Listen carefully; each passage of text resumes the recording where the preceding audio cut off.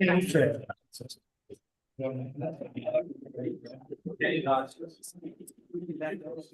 IRRR on May 29th, 2025 will come to order. Sarah, please take the roll. Senator Champion. Here. Senator Farnsworth. Here. Senator Rothschild. Here. Senator Heitzman. Here. Representative Davis. Here. Representative Weigel. Here. Representative Straba. Present. Representative Warlock. Here. All members are present. And we have a quorum. I guess we can continue.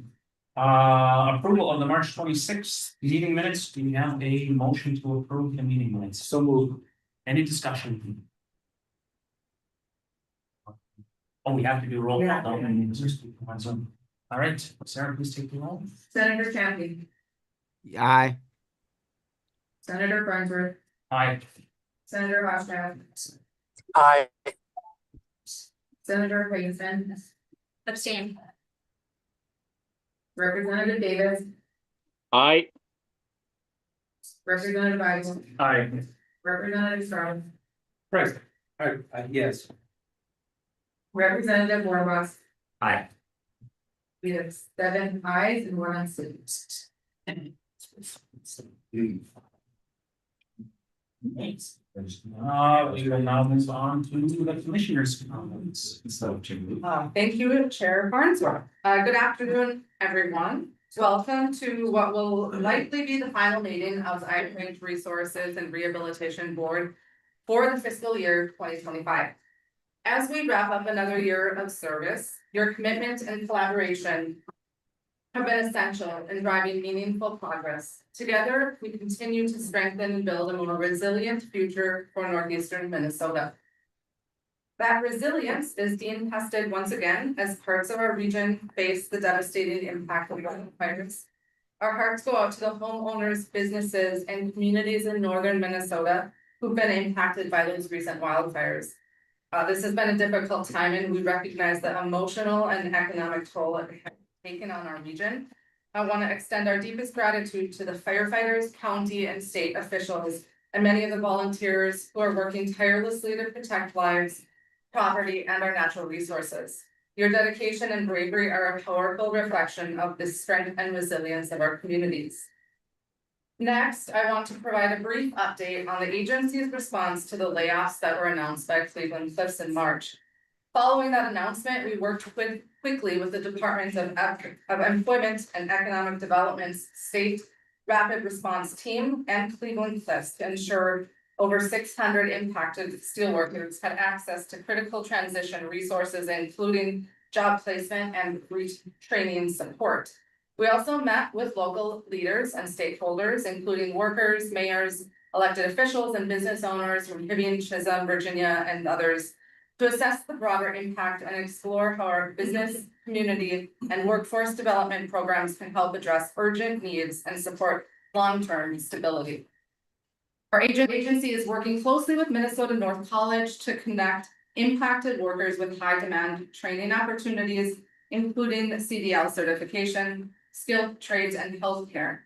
We are also working to develop new programs in fields such as advanced manufacturing, automation, and robotics, and sectors that offer strong career potential in our region.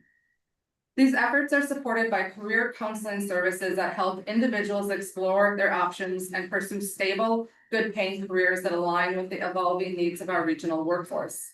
We remain in close contact with Cleveland Cliffs about the potential return of those operations and continue supporting emerging opportunities across a range of industries that can help strengthen and diversify our region's economy.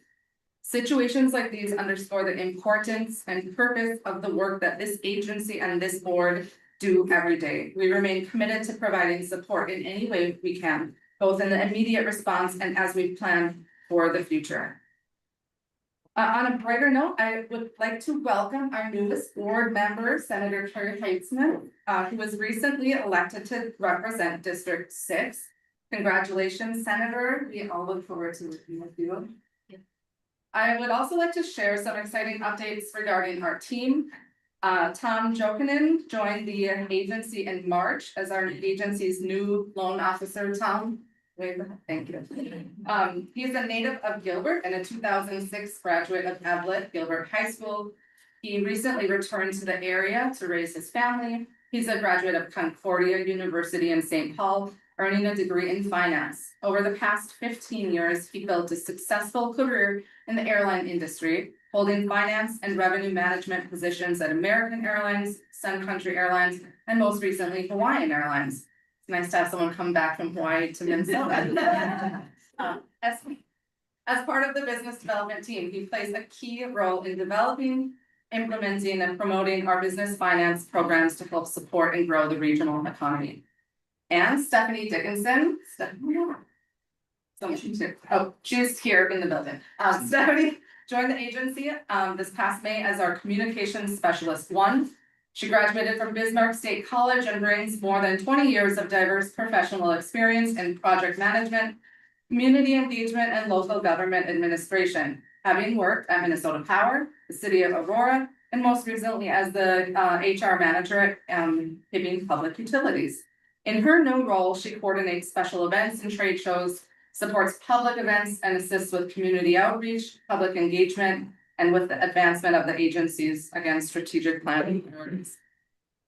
At our February board meeting, I informed the board that our agency was completing the process of updating and improving how we track jobs created and retained as part of the funding that we provide. Today, I am pleased to share that agency staff have finalized that process. The agency research analyst, Kiki Stevenson, is here today to share a brief update on how that new tracking method will work. So I will turn it over to you, Chair Barnes. Good afternoon, Mr. Chair, members of the board. As the commissioner mentioned, I'd like to take a few minutes to share the important update regarding our agency's efforts to refine how we measure and report on job creation and retention through our grant and loan programs.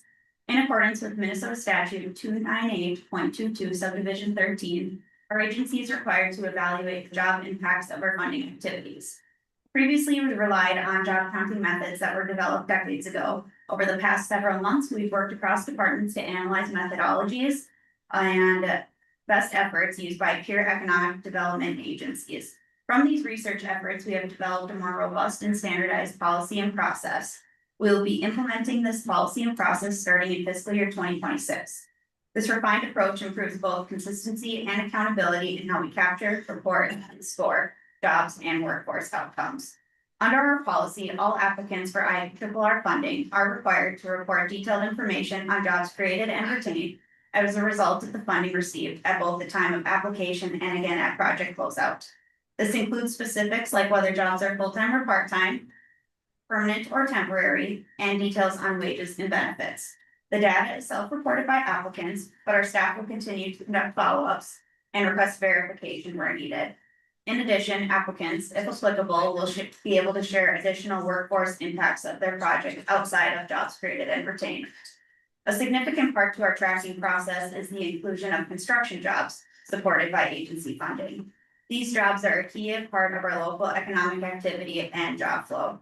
We've established a methodology using an annually updated formula based on project construction costs and regional multipliers to estimate the number of construction jobs supported by a project. This helps us capture a more complete picture of a project's employment impact. To support the applicants and ensure consistency, we've also created new fillable worksheets to assist applicants, as well as a project summary form, of which we are in the process of embedding in our application. These tools will support standardization in our reporting and make it easier for staff and applicants alike to comply with policy. Overall, these changes will enhance our ability to meet statutory obligations, strengthen internal processes, and more accurately tell the story of our investment impacts on jobs and the regional economy. Thank you. Stevenson? Thank you, Kiki, and thanks to our staff for the work of creating this new system. Again, thank you all for being here and working to advance the economic viability of northeastern Minnesota. At today's board meeting, we will review several projects and investments that will upgrade critical infrastructure, enhance public safety and essential services, improve K-12 and college education offerings, expand affordable housing, support workforce development, increase broadband connectivity, and further enhance outdoor recreation in our region. The projects being reviewed today include $19.1 million for 8 minerals article projects, $10 million for 2 school district projects, $1.247 million for higher education projects at Minnesota North College, $300,000 for trail and mountain bike improvements at Giants Ridge, $2.16 million for regional trails, $3.7 million for a housing project, $1.9 million for public works, and $383,000 for a broadband project. We will also present the agency's proposed $68 million fiscal year 2026 budget that will enable the agency to continue investing in our region's communities, business, and workforce. Thank you, Chair Farnsworth. Thank you, Board. Thank you, Commissioner. Next, we will get a review from Mr. Rivlon and Ben. Ben, yeah. Ben, on the 2024 mineral article in goods.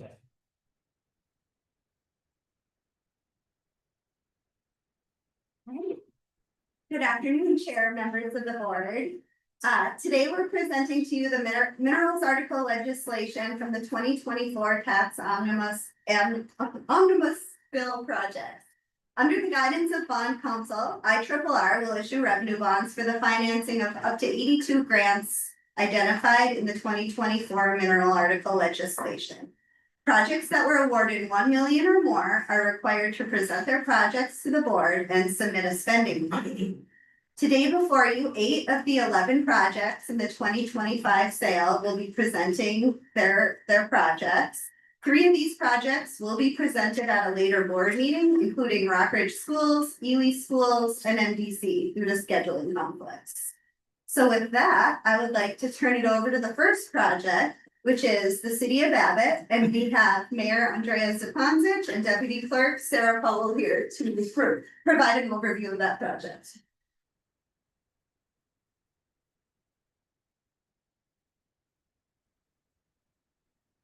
Afternoon.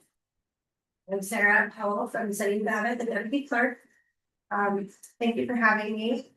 I'm here on behalf of the City of Abbott Reclamation Department. City of Abbott seeking funds for the Ron Castellano Arena refrigeration system.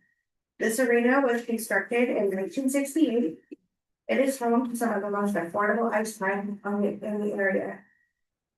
It serves the Ely Blue Line, the Abbott Figure Skating Club, Abbott Blue Line, Public Open Skating, Public Open Hockey, Men's League, the Northeast Range School, and several tournaments and private rentals throughout the season. Like many other historical buildings, it needs some repair in order to stay in operation. The funds we are requesting will be used for the removal of the R22 refrigeration system and the installation of a new cost-effective ammonia system. This project includes removing an exterior wall to get the old system out and install a new one, as well as updates to the electrical panels. The projected cost of this project is $1.625 million, and the mineral tax funds will almost completely cover the project cost to keep our arena active for another 30 to 50 years. The City of Abbott will be working with B32 Engineering Group. Materials will be ordered in May of 2025, and since there is a 60-week lead time for the motor control center, expected delivery of materials are not until June of 2026. Construction is projected to take place between May 2026 and September 30th to be ready for ice on October 1st, 2026. Thank you for taking time to hear about our project. Any questions? Are there any questions from the board? Thank you, Chair. Is this year-round ice? You have ice in summer? No. Thank you. Any other questions? Okay, thank you. Next up, we have the City of Biloxic, City Administrator Jeff Jacobson and Mayor Steve Beyondich are here to present their project. Good afternoon, Chair Farnsworth, members of the board. My name is Steve Yanish, Mayor of Wabic, and thank you for the opportunity to present today. The city of Wabic is seeking support from the mineral tax fund for a critically needed project, the replacement of our public safety building. The current facility, which houses the Wabic Fire and Ambulance Department as well as the Gilbert Police Department, was originally built in 1905, with a small addition in the 1960s. Today it is undersized, energy inefficient, and in generally very poor condition. It's about one step above being condemned. Our fire and ambulance department serve not only Wabic, but serves the surrounding communities. Wabic Township and portions of unorganized St. Louis County. The Gilbert Police Department has been our law enforcement partner under contract since 2009, ensuring public safety for our residents. The estimated total project cost will exceed $5 million. The appropriation we're requesting today will allow us to begin some initial construction activities. This is a crucial first step towards delivering a modern, efficient, and safe facility for our communities and for our emergency services. We have a proposal from our city engineer for these initial phases, which the city council will be approving on June 9th meeting. If approved, our goal is to finalize site selection and initial design in 2026, and followed by improvement in construction activities beginning 2026. We appreciate your consideration and support for this vital project, which will strengthen emergency services for our city and our broader region. Thank you, investing for the safety and future of Northeastern Minnesota. Thank you. Are there any questions from the board? I'm sorry. Representatives. You guys have done, everyone has done all the work on this. I just, sometimes I like to ask questions so the public can hear what you guys have already all done. What land, have you identified the site yet? We have not. We are entering an agreement with SDH, our city engineer, from previous appropriation to fund that. So we're going to enter into a site selection. We do have some city public land that we're hoping to allocate for that. So That's what I was gonna ask, if you had public land available. we do, and we're hoping to make it a more efficient location versus right behind our downtown business district. Right. All right, thank you. All right. Are there any other questions?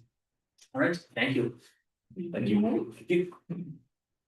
Next up, from Iron Range Resources regarding the Giants Ridge projects, we have Facilities and Operation Manager Sean Bell.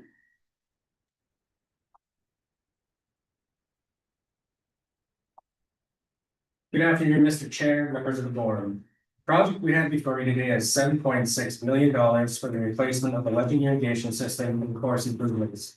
The funds will be utilized to support a golf course irrigation firm, a golf course design firm, and a construction firm. The project will replace a 29-year-old irrigation system and renovate the Legend Golf Course. The renovation will improve the overall playability and reduce maintenance costs by reducing some of the bunker sizes. The renovation will also provide improvements to greens, fairways, as well as providing tee boxes for seniors, women, and children. The current irrigation system was installed in 1996. The components of the system are well beyond their useful life and require constant repair. Control system and software packages are antiquated and no longer supported by manufacturers. The control boards used to run the system are no longer available, new, used, or remanufactured. The staff resorts to procuring parts from similar decommissioned systems throughout the Midwest as they are no longer to get the parts elsewhere. The new system will also allow for individual head controls, leading to a 30% reduction in water consumption and better turf conditions. The project is anticipated to kick off fall of 2026, with completion anticipated spring of 2028. With that, I will entertain any questions that the board may have. Do you have any questions? Seeing none, thank you. Next up, we have the City of Hibbing, Mayor Keith Hydu, and Community Development Director Betsy Olavante.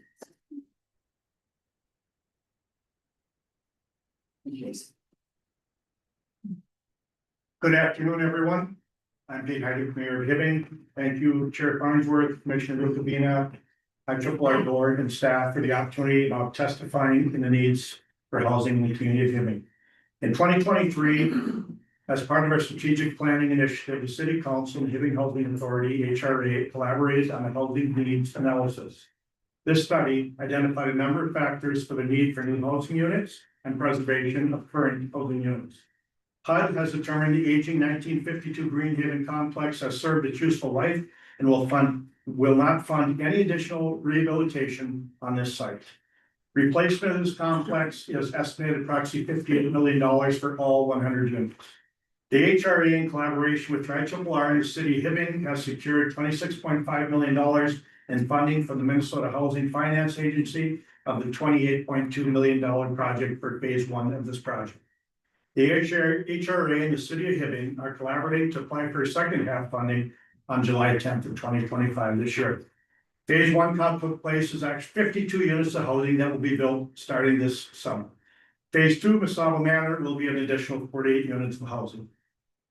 The $1.15 million from the 2024 minerals tax will be directed by the city for its development of new road access to the project site, extension of utilities, pre-development work site, and land acquisitions.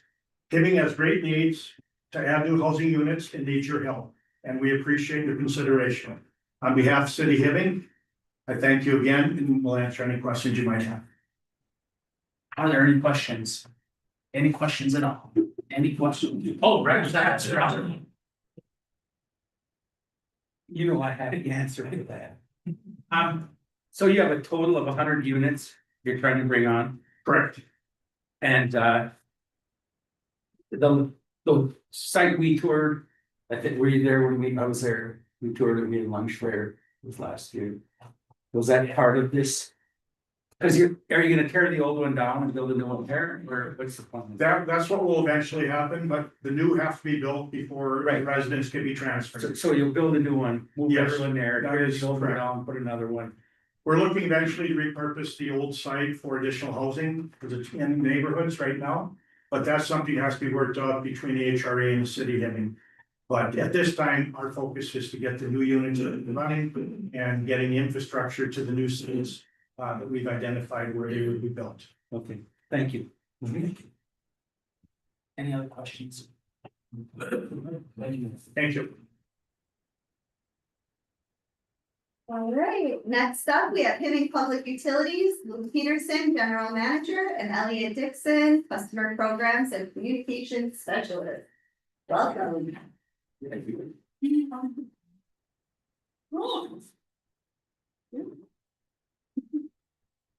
Chair Farnsworth, Commissioner Rubina, members of the board, senators, the representatives, very happy to be here today. Thank you for your past opportunity to present in front of this group for the tranche 1 of the mineral article funds, and is a big token appreciation. We shared the photo of the groundbreaking that we had in February of replacing a mile long of water main through a swamp and into it. It was quite a remarkable project, and that has been completed thanks to the support of the water and these funds. So thank you all for contributing to that. And looking forward to the next phase here. How did we get here? Hibbing has over 100 miles of water main, all with more than half that were installed before 1960. And we have, 1 to 2 major outages every year, and each outage is about $50,000 worth of a lost time that we don't get ahead of. And since 2022, we've had a bold plan to recapitalize our water system. And thanks to the support of the IRR, Minnesota Public Facilities Authority, as well as our ratepayers and community development block grant program through St. Louis County, we've been able to be successful so far. So thank you very much. This project that we're here to speak on behalf of, which is the $1.77 million in funds for the second tranche, is to continue on that major reconstruction of this main artery of supply of Hibbing. That is our 30-inch water main. The 30 inches about this big. This is the biggest water main in northern Minnesota that goes the longest. It's also the leakiest. When that 30-inch line goes down, we have a really hard time of maintaining pressure to the town. We did tranche 1, which is about a mile long through the swamp, which we just completed. Now we're doing a mile to the south of that to connect the Waco Road, the Town Line Road facility right underneath the golf course. And somebody said, whose idea was it to do a water main project through a golf course in the summertime? Well, that's what we're gonna do. But you won't even notice it because it's being slip lined through the 30-inch water main. A new 18-inch line is going underneath it through the existing pipe. So obviously we're saving costs on digging, restoring, and it's an innovative technology and something we piloted here. So this line is, as I said, just 5,600 feet long. It's going underneath the golf fields. And it will connect Wagner Road to County Line to complete the repair of our weakest link in our system. So with that, we have additional information to packet regarding project budget and benefits. Just wanted to you have any questions. Thank you, Mr. Peterson. Any questions from the board? I have one, possibly more. I know you've had issues with the possibility of running out of water on heavy usage days, and I'm wondering if the partial idling of pitch tack is allowed to be used that well more, or would that help? Unfortunately not. They are Blitz is still pumping at Scranton pit to prevent that pit from filling up. So the Scranton well is still available for us. Further questions? Thank you. Gibson. All right, next up from the city of Mount Iron, we have City Administrator Craig Waino.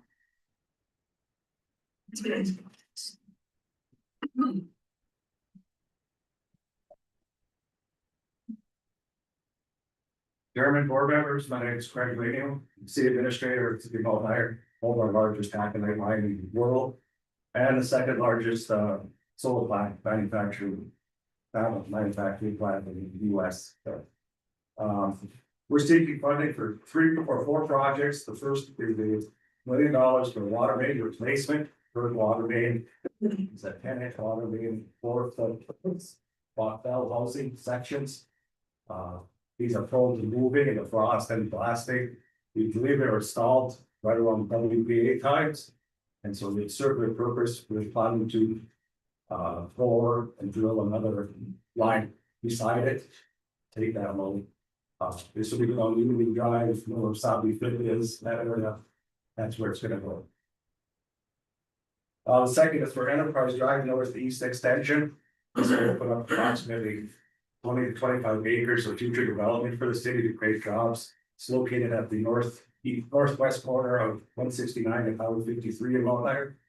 And we hope to get that project going, so you can, like I said, open up some property, which is new development.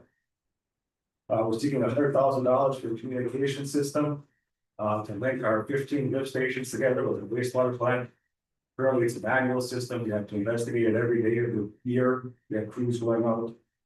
This would install a system that communicate through the web, so operators could check from home what needed to be done on the system and keep it up and running to serve our citizens and provide efficient wastewater treatment. And the final one is the wastewater system improvements, which would include primarily meeting our permit. We just need to see the new NPDES permit that requires us to use more phosphorus. We're studying right now how to do that, and hopefully the next year we'll implement a process to lower the phosphorus amount to meet current standards. Our anticipation is once this funding is secured to order plans and bids from the council for these projects. Hopefully bid them out for the fall. And begin construction in the spring of 2026 on all 4 of them. And hopefully getting completed by the end of 2026. Any other questions? Certainly answer. Any questions from the board? Seeing none, thank you. Thank you.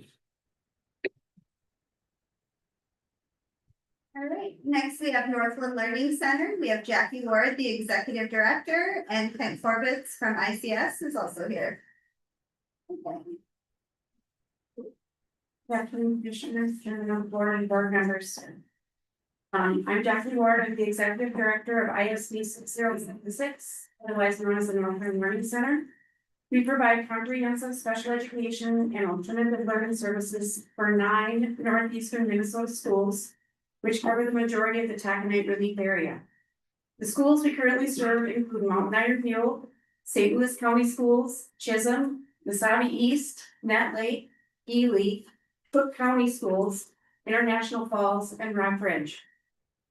The NLC is constructing a $17.5 million, 34,900 square foot special education facility on 2.7 acres of land in Mountain Iron.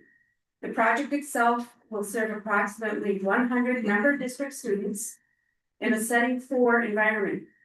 A setting 4 is a separate site for students who struggle with mainstream education and have been identified as having a disability such as EBD, emotional behavioral disorders, ASD, autism spectrum disorders, or DD, developmental delays. This setting provides education and supports from age 4 to 22, including transition programming. This minerals grant allowed for over 3,000 square foot of space to be included for the Alternative Learning Center. The ALC offers customized educational programs for students needing support for academic, behavioral, and/or social development, and focuses on vocational and career skills. With the help from the city of Mountain Iron, we were able to procure land next to the Mountain Iron City Hall. Suitable land is a precious commodity in our area. We have scheduled a groundbreaking ceremony for June 16th at 3 o'clock. You are all invited to attend this momentous occasion. The school will be opening in 15 months for the 2026-2027 school year. Our move-in date is in August. Meeting the needs of students who are the most at risk and supporting them is truly a challenge. Having a facility designed to support not only the students, but the professionals that provide that support is a blessing. The area we serve in northern Minnesota is larger than the state of Connecticut, and that alone provides its own challenges.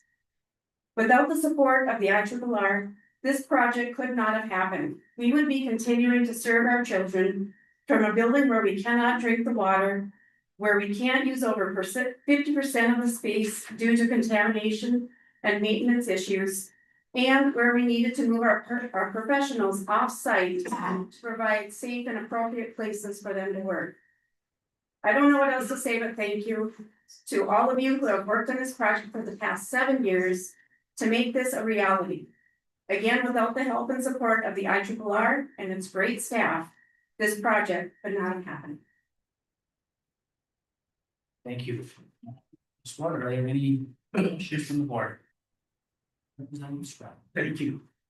Where's the next closest learning center? Area Learning Center? Yeah. There's one in Cloquet. So if we didn't have this here, everyone would be going to Cloquet. That would be a possibility, yes. What's the average number of students you have a day or a school session? Sure, so we have a setting 4 and an ALC, so we usually have about 100 students on site.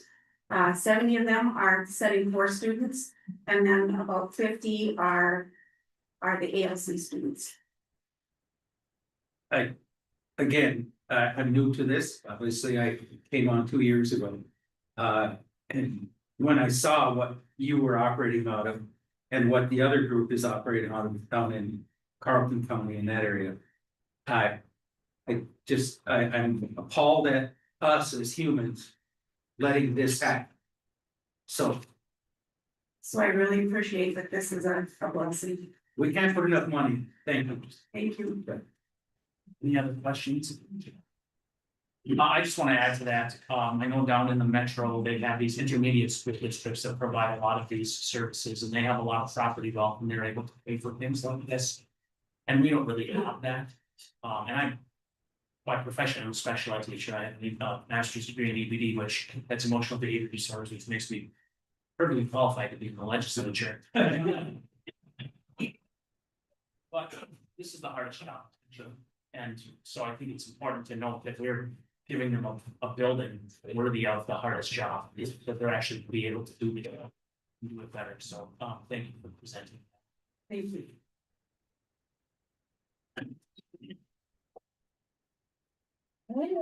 Last but not least, Silver Bay City Administrator, Lana Frog. Then there. So, thank you, Commissioner Rivera, Chair Farnsworth, and members of the board. I am Lana Fralick, City Administrator of Silver Bay. I am here with our mayor, Jacob Block, and it's his birthday. The city is requesting the additional $3 million to be used for the second half of our phase one citywide street and utility improvement project. The city was previously awarded $3 million for the first half of phase one, which would result in a total mineral tax of $6 million. Total project budget is $12 million for phase one. The mineral tax funds would be used to offset the costs of full reconstruction and engineering of a segment by one of our streets, including water, sewer, stormwater, sidewalks, pavement, basically pretty much everything. The remaining $6 million of matching funds will come from the city through special assessment, which is about 20%. Utility fees, levy, and reserves would make up the remaining 30%. Silver Bay is unique in the fact that most of our streets were constructed at the same time when the Reserve Mining Company was built. They are all at the end of their useful life, and we need replacement of all of them at the same time. In addition, our city has been determined by the state to be eligible as a historic district due to its planned development as a company town by Reserve Mining Company and a historic environmental case against them, which eventually led to their bankruptcy. So we want to preserve the community and improve it to where it's back to what they originally had built. The project has begun with the first portion of the phases. So we have gotten through surveying, preliminary engineering. It's just should be any day now. We should be done with that. And we'll be moving on to the final engineering phase. We expect to be done with that this late summer, fall, bid into the winter, and hopefully have a contract by March of 2026 to start the construction of the project, with everything being completed by 2027. This is a project priority of our city and our residents that have, for multiple years, have tried to get us to find ways to make these improvements, and without IRRB's assistance here, it's pretty difficult. So we thank you in helping us repair our failing infrastructure and sustain our future. And I stand for any questions, and thank you for your support. Thank you. Were there any questions from the board? Just a comment. Representative. I've been getting a fair amount of communication from the people of Silver Bay. You know, what is this we have to pay? How come we're paying? They're upset that there's a Assessment. the assessment, you know, and it's perfectly legal. It's okay. It's what communities do. Some communities don't.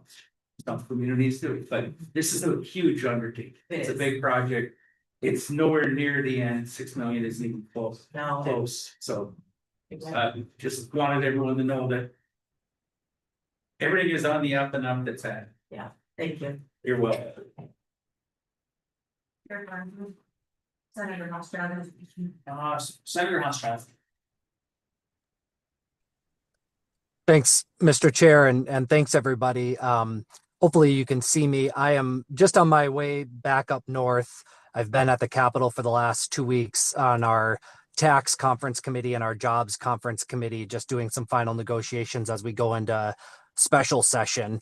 But I wanted to just say that I'm really, really grateful to all the local mayors and local elected officials who have come to present on these projects. I know that many of you I was able to work with during the 2024 session when we worked on the mineral article and the tax bill, and securing this money and really, I think, leveraging our mining dollars to bond out and make a bigger impact on our core Iron Range communities was really the purpose behind what Representative Listlegard and I were working on during the 2023 and 2024 session. I do want to just provide a quick update that in the jobs conference committee that I'm a part of here for the special session, we have agreed upon a 26-week extension for the laid off steelworkers. So that's really good news, getting the full 26 weeks. So once we do call a special session, we'll be able to get that full extension, which is really good news for our community. But yeah, I just wanted to say thanks to everybody. These projects are really, really important for our region and for the critical infrastructure in our communities. And just really grateful for everybody being here to present on these projects. Thanks so much.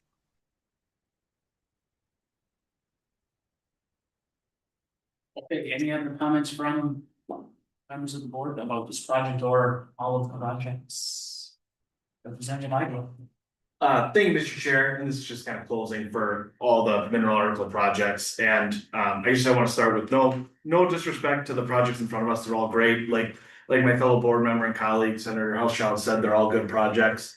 But I do want to raise the issue that I talked about last year when it came to the mineral article.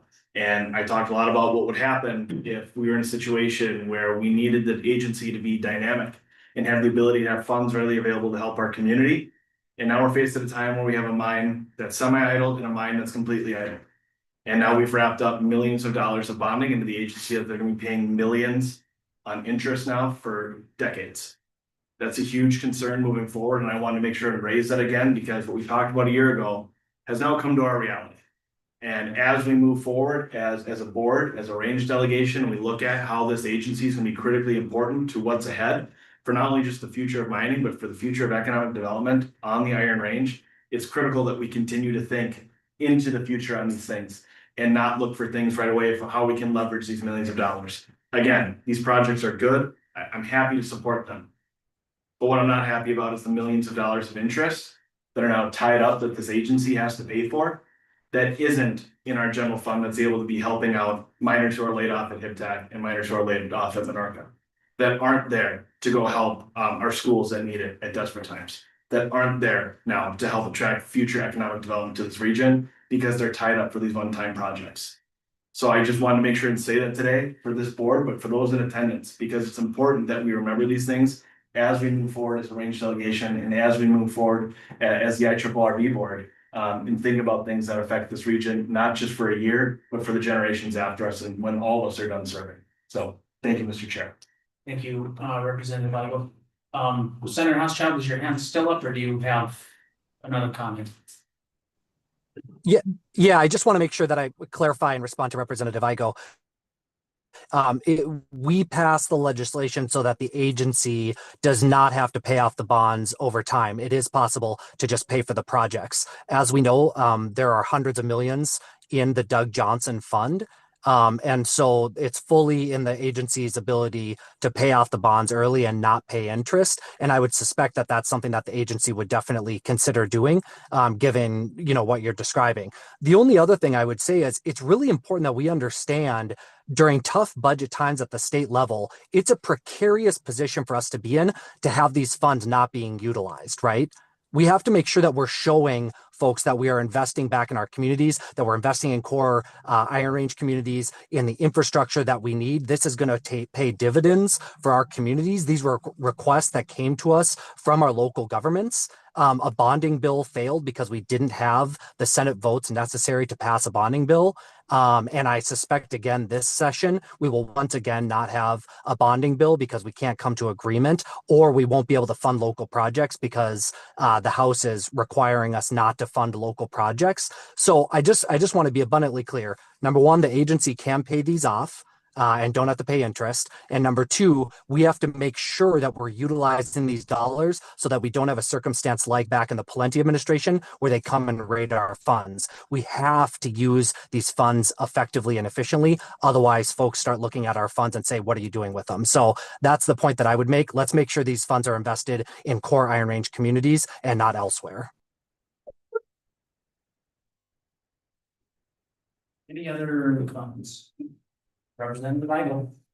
Thanks, sure, not to have some back and forth, but I think the difference, and again, respect to my colleague, Senator Houschild, difference then, if the agency is allowed to pay off these bonds for the first time in my memory, looking back at it, then we had majority party of the range delegation decide where agency dollars are being spent bypassing this board. And that is something that should not happen again. Thank you, Mr. Chair.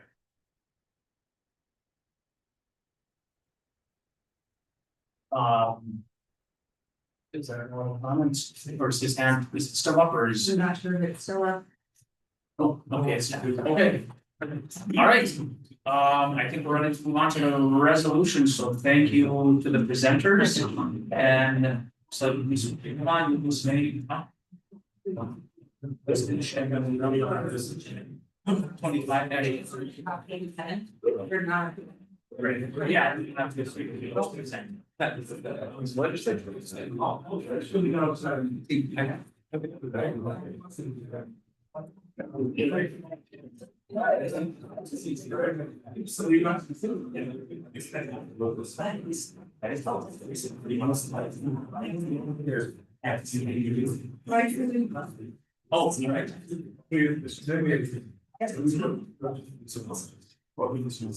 right, so to present resolution number 25-023, Mr. Smith. Thank you, Chair Farnsworth. Commissioner Rubino, members of the board, we have for your consideration today, two school districts who are requesting agency financial support for improvements they want to make in their schools to better serve their communities. These requests come from the Iron Range Schools and Community Development account. The purpose of which is the Iron Range Schools and Community Development account provides disbursements to assist school districts with the payment of bonds that were issued for qualified school projects or for any other school disbursement as approved by the Commissioner of Iron Range Resources and Rehabilitation after consultation with the board. The two school districts that we have before us today, it couldn't be further apart in terms of geography within the Taconite Assistance Area. So we will start with the Aiken School District because, as their superintendent would remind me, they are, after all, school district number one and should go first. The agency is recommending $5 million to Aiken Independent School District for infrastructure and site development related to construction of a new pre-K 6 elementary school situated on a 220-acre property which has been annexed by the city of Aiken. On November 4th, 2025, local citizens will have the opportunity to vote on the ballot measure. Referendum question 1 will support a new pre-K 6 elementary site. Referendum question 2 will support a new community wellness center. The district is seeking alternative funding sources to reduce the financial burden on local taxpayers and ensure Aiken School District students and the broader community have a school facility that meets educational standards. The existing elementary building, Rippleside Elementary, is over 60 years old and no longer meets Minnesota Department of Education standards. The building faces serious infrastructure issues that pose health and safety risks, including poor indoor air quality, water intrusion, asbestos-containing materials, and inadequate building security.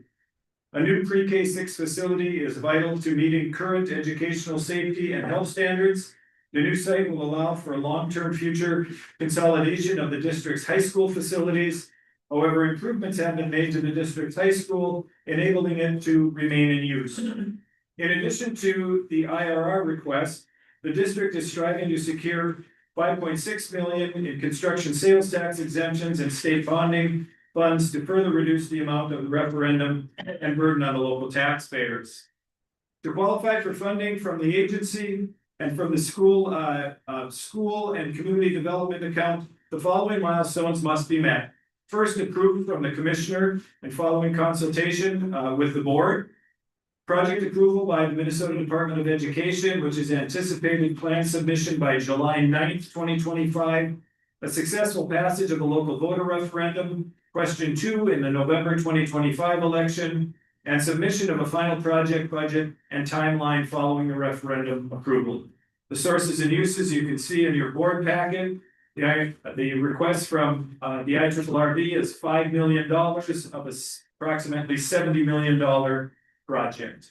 That's it. The superintendent of Aiken Schools is here to answer any questions that you might have, Mr. Chair. Good afternoon. Do you have any statement first, Mr.? Yeah, okay. Yeah, this has been an ongoing project for Aiken School District. Really starting back in 2016, purchase of the land. And then for the last 6 years, my superintendency, we've been working through various community studies, facility studies and planning. We did all sorts of demographic studies. We've done listening sessions within the community, trying to draw in what it is the community wants. We've did a strategic plan which directed us towards we need to address the facilities. So we included our stockholders and our residents, our citizens in every aspect of this. So when it comes down to it, we feel very strongly the community will support a building project, and we're asking for a pre-K-6. The project on the November 4th referendum, and that would include a bus or a transportation center to go with it. That is what it says. I've reached out, I've worked with the local city, city of Aiken, I've reached out to the hospital, we're behind this, they're supporting this. Another challenge Aiken has is housing, that, time and time again, that, we don't have the housing part of our 220 acres. Once things, if we get to that point, we're not gonna need all the land, could be housing. What we're really looking at is getting infrastructure from a current location in the city out to our property, which will not only help our school district build in the future, but it would also help develop maybe some housing developments. Plus, it would free up some basically landlocked properties in town, in neighborhoods that could also become building projects or housing areas in the future. Now that's down the road. But we have reached out, and we have worked in cooperation with the city, the county, and the hospital, and strong support from all three moving forward with this. Any questions? Right, thank you. Are there any questions from the board? Representative Morrison. Yeah, I'm curious, and obviously you have a lot of needs here with the school and people are excited about it. What kind of enrollment is projected in your area, in your region? Yep, we are seeing a declining enrollment in our students. Right now, our high school classes are 85 to 90, somewhere in there. Our elementary classes, and actually, pretty much every elementary class, K through 6, is about 60, 65 kids. So we are seeing declining enrollment, and that's part of the project here. Is when our school was designed, it wasn't designed for modern day education, and the things that go in our classrooms are small. We've been asphalt remodeling an old building that gets somewhat cost prohibitive as well. So, but we are seeing, kind of like we have much enrollment studies, and we will see a declining enrollment. Our county is the oldest county in the state, that it's 56.5 years old. One of the poorer counties in the state as well. So any help we can get, or any support we get to make this project go would be really appreciated. Thank you. Any Representative Stroud? Have you guys got a local to get everyone excited to vote for it? Just We a week and a half ago, our board unanimously approved putting a ballot question out in November, and we have been working, as we did do a press release. We will, there has been interest in the community of doing a support the vote campaign, but it's all in the works. Yes, it's coming. We've been very methodical in the process of getting here, and we're gonna continue to go forward with that, but we will, I mean, response I got has been very positive since the board made the announcement. It is what we want to do. so if we approve this, that helps you selling the thing to the other folks. Yep. Okay. One of the questions I was asked, how are you gonna pay for infrastructure to get there, and that's when we started digging in a couple years ago at options, and this would be a big push, a big support to help us get infrastructure lines and bring the overall cost of the project down. Senator Haynes. Thank you, Mr. Chair. The November 4th, 2025 election, there's no federal or state offices up for election in this year. Are there other offices that are going to be on that ballot, or will this be the only thing? At this point, this would be the only thing. So.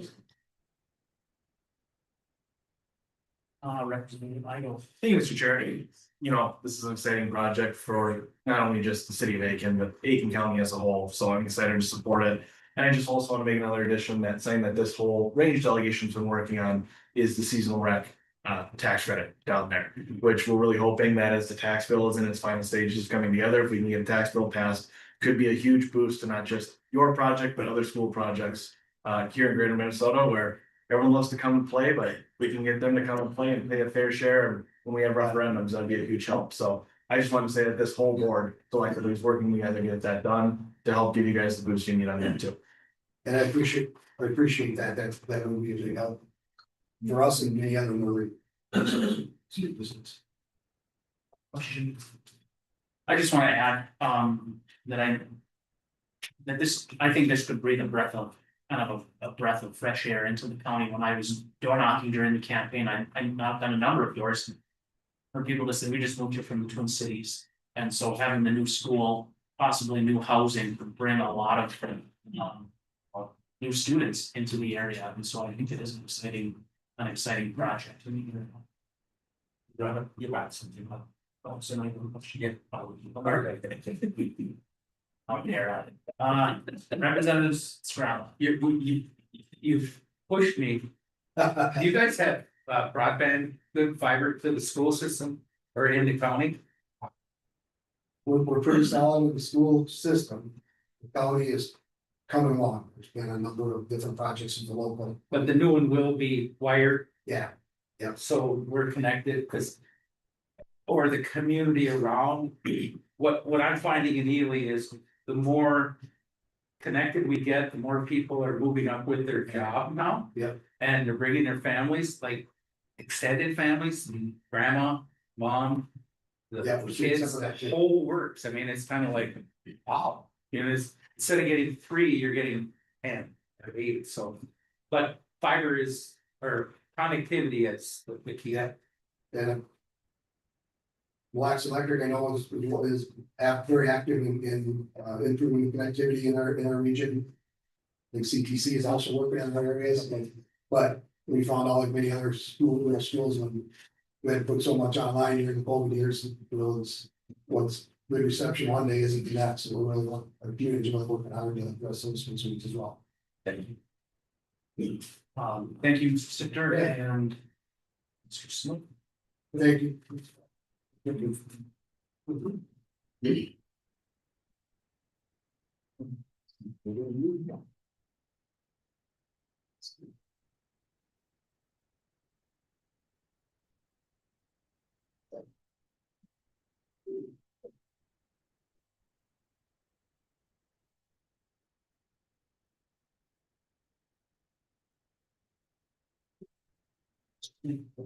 Thank you, Mr. Chair. The second school project request comes from Cook County Independent School District 166. Chris Lindholm, Superintendent, is joined us at the table for questions. The agency is recommending $5 million to Cook County Independent School District for construction of an athletic and activities complex. The project includes improvements to Arrowhead Center for the Arts, a new football field, softball field, and multi-use artificial turf field, running track, field event space, a bus garage, indoor learning space, concession, storage, parking, bleachers, a scoreboard, and sound system. In the November 4th, 2024 election, voters approved referendum question 1, which funds essential K-12 building improvements, including security upgrades, cafeteria, common area renovations, classroom and bathroom improvements, a new gymnasium with a fitness center and health safety center, ADA accessible playground, solar panels for energy savings, and deferred maintenance, HVAC, windows, doors, flooring, paving, etc. Referendum question 2, however, did not pass and would have funded the athletic and activities complex. On November 4th, 2025, local citizens will have the opportunity to vote on the ballot measure.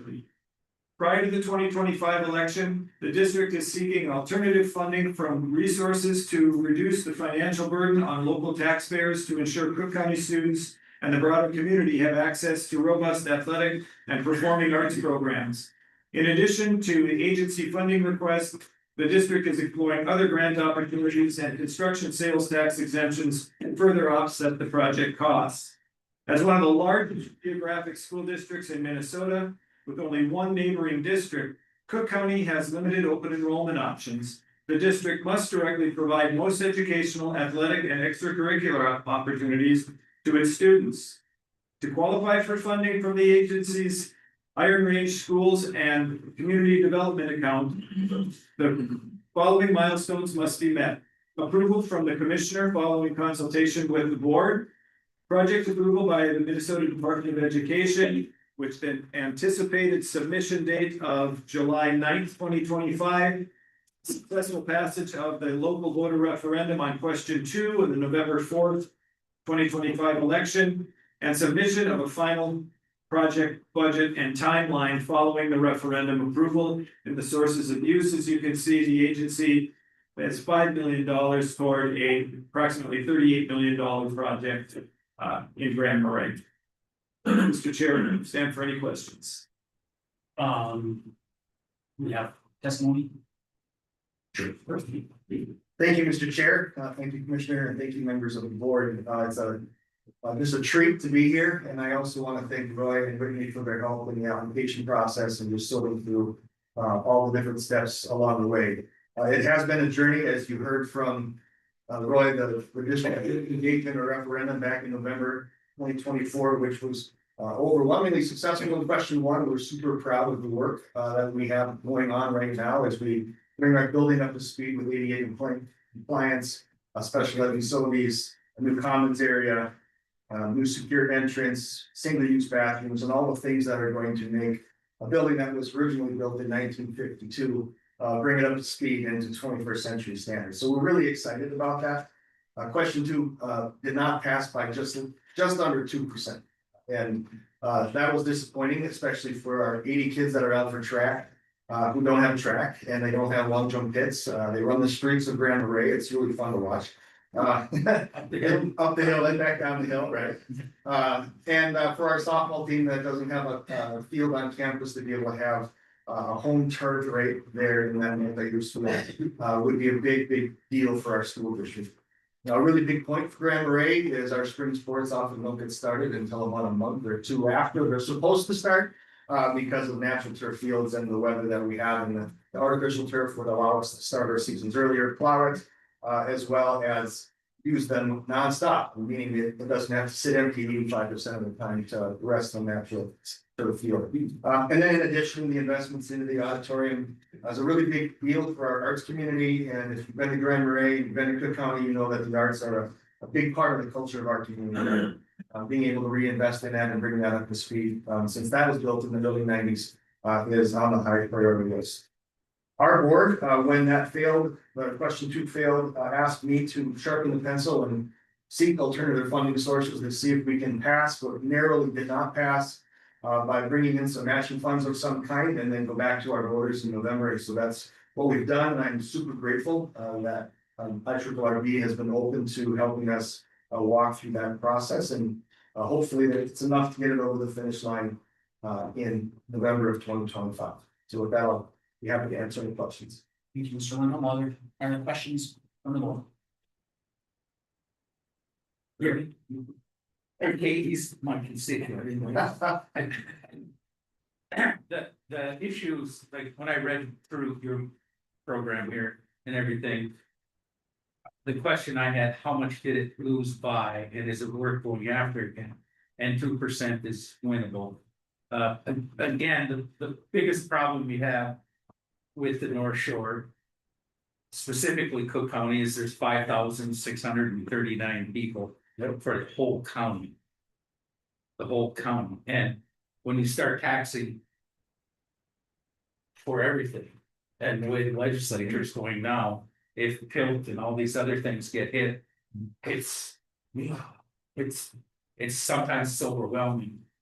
But again, you're getting more and more. How many new units of housing are coming into town? Just under 130 right now, right? So there's some growth coming, and so I don't know why we wouldn't want to invest in this right now. So thanks the staff for putting this together. Yeah, any comments? Yes. Yeah, I just want to echo what you just said, Representative Scrava, about enrollment. As a matter of fact, we're one of the few school districts in rural Minnesota with projections to grow by well over 50 kids in the next 10 years. I think that's low. I think there will be between 50 and 100. And to Representative Eagle's point in the earlier testimony, we do have an $800 per pupil operating levy. And if the seasonal rec bill does pass, this would basically not cost our taxpayers a dollar. Yeah. Right. Thank you. Senator Hochschild.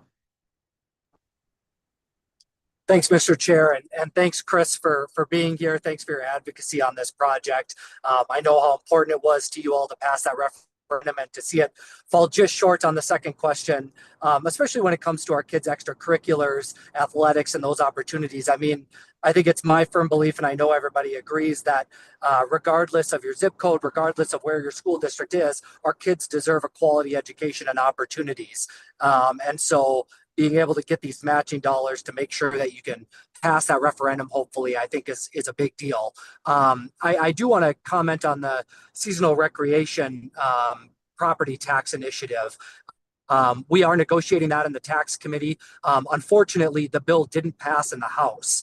And so I'm sort of fighting really hard to try to get agreement between the House and the Senate to get that across the finish line for our rural schools. I mean, almost all the schools in northern Minnesota would benefit from that initiative. And it's something that happened in 2001. We know under the Pawlenty administration that was just a really backwards way of doing things and has hurt our rural schools in northern Minnesota for a long time. So we're fighting on that. And, you know, obviously it wouldn't apply to a capital project like this, but to your point on the operating levy, to just make sure you can operate, it can make a huge transformational difference for schools like yours. So we'll keep fighting. We'll see if we can get there with the House in the tax bill. Hopefully we'll know in the next coming days with a special session here in the coming weeks. So thanks so much for being here, and I hope your referendum passes. Any other questions or comments? Okay, Mr. Smith, any final comments? For me, Mr. Chair. All right, then I think we will please take the roll on resolution 25-023. Oh, we need a motion. I'm new at this. So moved, Mr. Chair. Representative Igo moves, we don't have a second, right? Okay. Do you want to? No. It's your rules. Well, I think it's your rules. Okay, now we will take the roll. Yeah. Senator Champion, Aye. Senator Farnsworth, Aye. Senator Rothschild, Aye. Sorry about that. Senator Heinzman, Aye. Representative Davis, Aye. Representative Igo, Aye. Representative Scrabble, Aye. Representative Warwas. Aye. We have 8 yeses. All right. This is, the yeses. Resolution passes. Now I'm supposed to do this. Thank you, Representative Igo. Mr. Smith, will remain up there, present me resolution 25-024. Thank you, Chair Farnsworth. This request comes from the Iron Range Higher Education account. The purpose of the Iron Range Higher Education Committee is to advise the Commissioner on providing higher education programs in the service area. Programs are funded by 5 cents of the taconite production tax that are placed into the Iron Range Higher Education account. And on approval by the Iron Range Higher Education Committee and recommendation by the board, the Commissioner approves expenditures from this account. The current members of this committee after reorganization include Senator Robert Farnsworth, Senator Grant Hauschild as vice chair, Representative Cal Warwas, Representative Roger Scraba as chair, Julie Marinucci of St. Louis County as governor's appointee, President Michael Ryich of Minnesota North College, Commissioner Ida Rukavina of the agency, and Chancellor Charles Neese of the University of Minnesota Duluth. The Iron Range Higher Education Committee met on May 9th, 2025 to receive updates from Minnesota North College and consider proposed investments. The Iron Range Higher Education Committee approved the following expenditures from the higher ed account. First of all, ongoing support of the Iron Range Engineering Program, the 4-year engineering program that is located on the range and has been supported by this agency for a number of years. Iron Range Engineering is a higher education program that in collaboration with private industry allows students to earn a bachelor's of science degree in engineering from Minnesota State University Mankato. Since 2009, IRE has received worldwide recognition for its innovative engineering education approach. Iron Range Higher Education Committee initially supported IRE with $1 million annually. And since the creation of the Bell program, which brings in students from not just Minnesota, but all over the country and globally now, the financial model has allowed the funding amount to decrease significantly. The request is support the development and delivery of the IRE program, and there are some program highlights listed in your board packet. The second grant amount is for the development and delivery of a new manufacturing program at Minnesota North College, $990,000.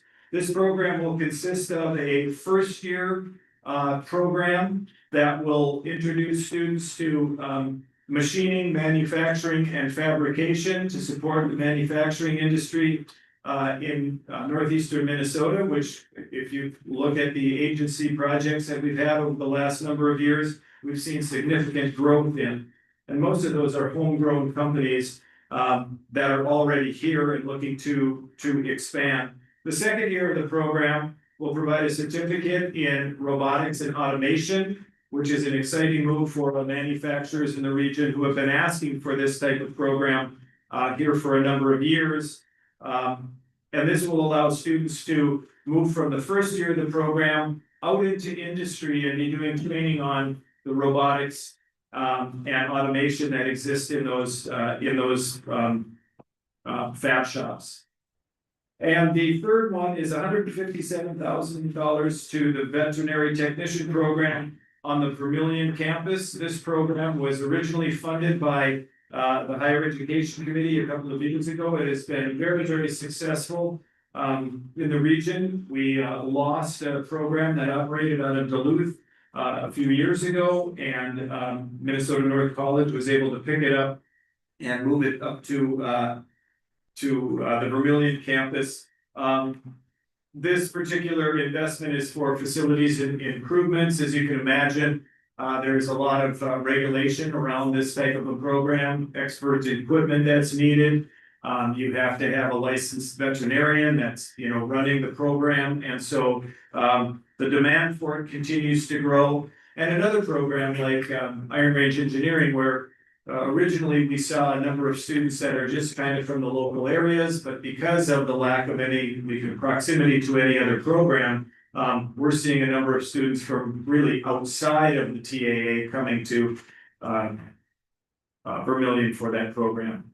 So those are the investment requests, Mr. Chair, and I would stand for any questions from the board. Are there any questions from the board? Representative Wallace. Well, I just wanted to say a few different things about this as a member of the Higher Education Committee. For one thing, I want to thank Rick Smith because he doesn't need an email when he talks about these things. He's very passionate about these things, very invested in these projects, and I just really appreciate what you bring to the table on that. I've heard so many good things about Iron Range Engineering, just both here and everywhere on the range, and I love to see that growing. My kids, actually a lot of my kids have been in the Minnesota North technical programs and have done very well in all of them, and so I love supporting those as well. I've gotten some benefit from that as well, and I work in manufacturing and mining, and so that's very close to my heart. I was in our fab shop today up at Mintac, and so seeing these kinds of investments makes me really excited. I was reading my board packet while sitting on a CNC saw cutting steel this afternoon, or this morning, actually. I left work early. So I just want to say that I'm excited about this, and I appreciate bringing this forward. Mr. Chair, thank you, Representative Warfield. Kind of you. Thank you, Mr. Chair. Kind of going off of what Representative Morrow said, I think once again, this highlights just how dynamic and great an agency we have, that we can take this kind of money to make critical investments that's going to pay huge dividends, not just now, but for the future of the Iron Range. And diversifying where it's going from engineering to also looking at places like programs like the veterinary technician program that is growing and needs our support now more than ever. And my hope is that we can continue to find further investments like this to diversify not only just the economic opportunity in the range, but the education that we can offer people, so to continue to make our region the best place to live, develop, and raise a family. Thank you, Mr. Chair. Senator Hanson. Thank you. Not knowing, being new, I'm wondering, PSEO students, would they qualify for this type of education? Mr. Chair, Senator Heitzman, yes. PSEO students, can qualify for the technical programs at our local campuses or any campuses across the Minnesota State college system. It's not highly utilized. It just isn't. We have seen, a little bit of carryover now into the work-based learning projects that where high school students are able to go out and get some industry experience prior and then come to campus. That we see a lot of involvement in that type of sort of pathway. But I think primarily where we see it is in like CNA, where they can get that CNA certificate at the local high school. They can actually go to work and then enter into a nursing program. But we just haven't seen it. And ironically, it's probably the area in PSEO that our higher education institutions and our K-12 institutions actually get along. We've had in the region the Applied Learning Institute, which is, you know, that leg of the high school journey where students are taking those industrial arts classes that ladder into our college programs. We offered that for credit for a number of years, and then we had to be able to have, because of licensure issues, we weren't able to continue that. And so we've never really seen a return to that, but we've never had any arguments over it, because in the trades training, it seems that the only thing that you get by doing it over and over again is you get better at doing it. Right, welding or whatever it might be, these are repetitive skills. So yes, to your question, one of my long answers, I'm sorry. Just a follow-up to that. I have 3 adult children that did go PSEO, and one of the arguments probably why you don't see a lot of PSEOs, they are still fulfilling their other credits that they need. But as my children were interested in some of these in industrial jobs, they couldn't just take an elective for welding to find out if they liked it right before they could commit to the full course. Is that the class you were saying, or that ability was taken away, that you couldn't give those electives for those, for a portion of the schooling? Right. Chair Barnes with Senator Heitzman. 2 things. Yes. That had to do with licensure of the instructor. Right, so in order to for PSEO, you have to, you know, have a master's degree plus X number of credits. Perhaps if you're going to be mentored by a college teacher teaching, I don't know, advanced history or whatever it might be, algebra 2, let's say. So there was that issue. The issue of not being able to take those electives until you've passed, you know, whatever those state tests are that your district is giving. That is an issue. And that has always been an issue. We see that, you know, oftentimes some of our students that just want to be welders or millwrights or truck drivers, they know that that's what they want to do. And they can never get to take that welding class because they haven't passed the grad requirements for, you know, they're credit deficient, let's say. Very bright students, in a way that we don't often measure in our public schools, unfortunately. And so that is more that problem of not having room in your schedule, things are added on. You know, why can't we have a math for the trades or technical reading or something like that count toward those graduation requirements? Some of those can be decided by local school districts, others are just simply mandated. So to your question, yes, it is a problem. Thank you. And I think that's a perfect segue into why we need to get rid of the grad standard for algebra 2. Yeah. So that kids can take classes they actually use. So, all right, if there are no further questions, Representative Straba moves resolution 024.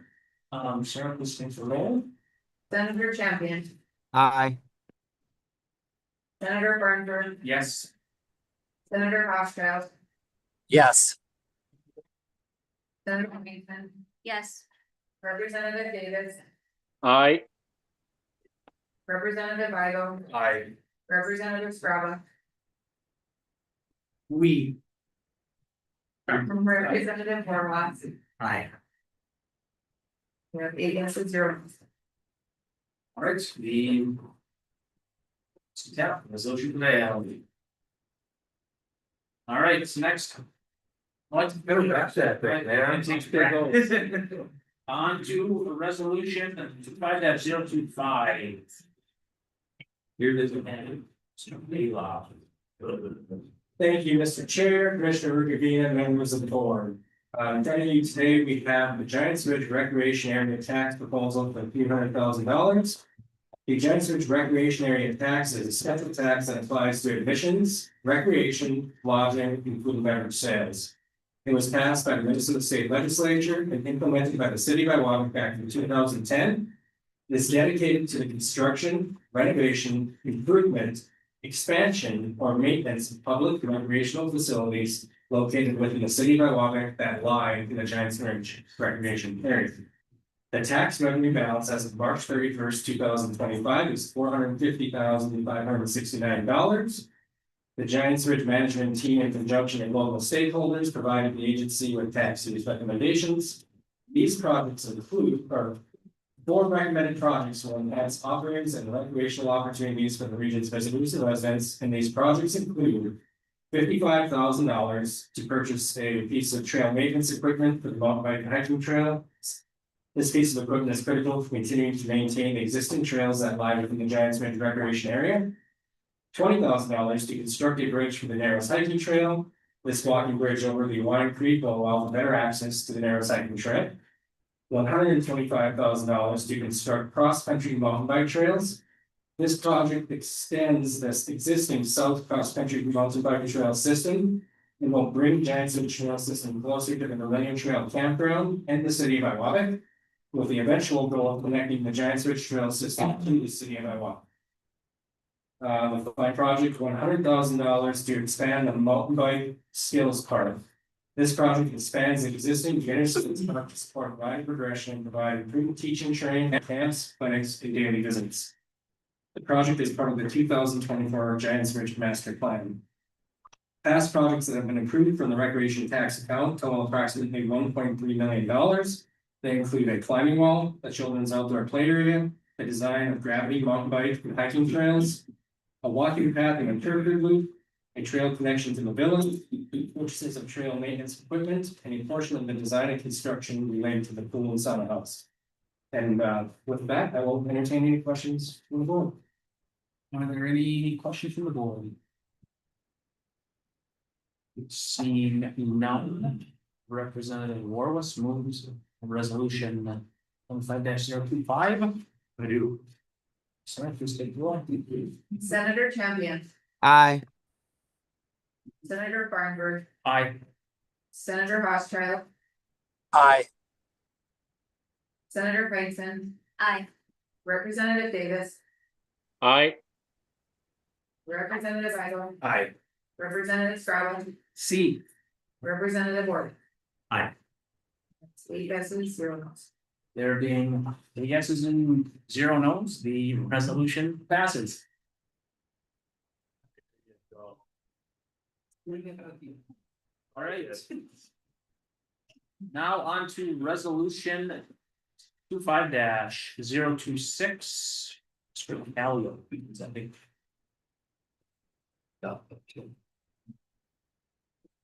Mr. Chair, members of the board, today we have 3 FY25 budget amendments for 11 projects, totaling $7.8 million. Which, if they're approved, they bring our FY25 budget up to $71.2 million for the years. The first project is a $2,160,000 regional trails funded from the TJJ Trust for 5 ATV trail clubs.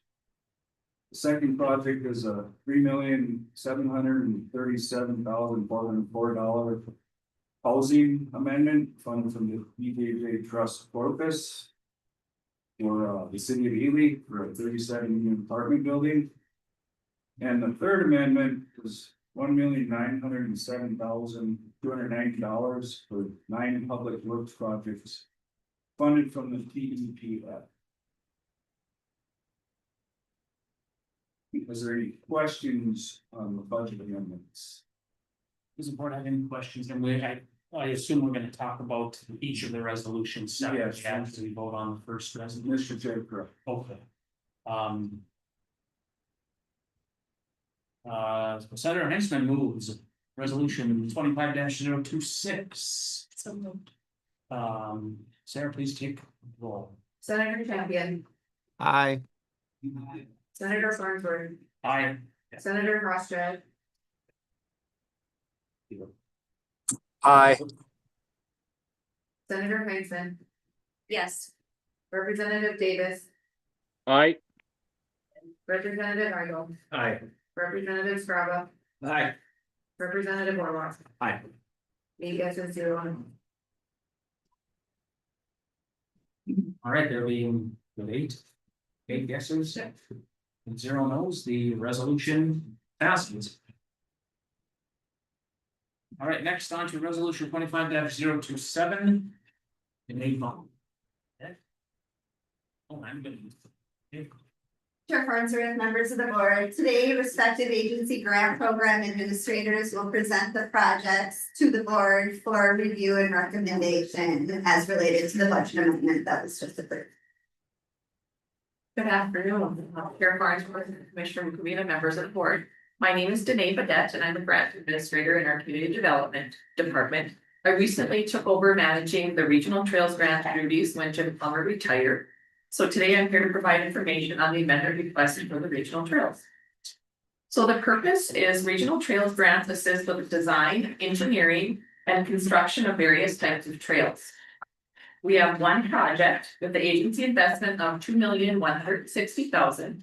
Total project investment $4,320,000. The grantee for the project is the Northeast Regional ATV Trail Joint Powers Board. And the project consists of engineering, permitting, right-of-way acquisition, and various improvements by the ATV trail clubs.